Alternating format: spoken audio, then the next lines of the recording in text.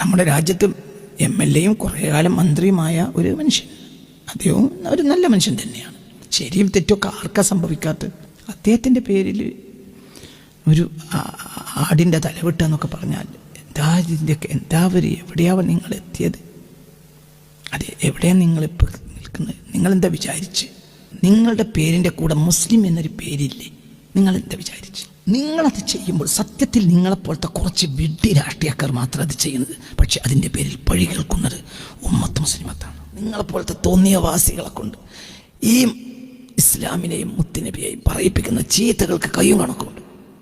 ആരുടെ ഉത്തരവാദി? ഉത്തരവാദി?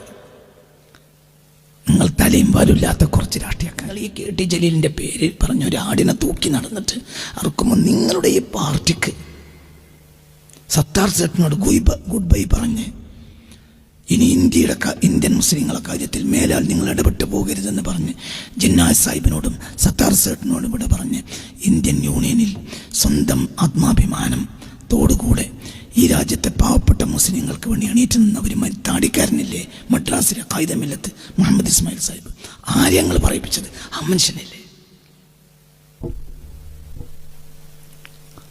ആ മനുഷ്യനെ ബഹുമാനിക്കാത്ത ഒരാളുണ്ടോ?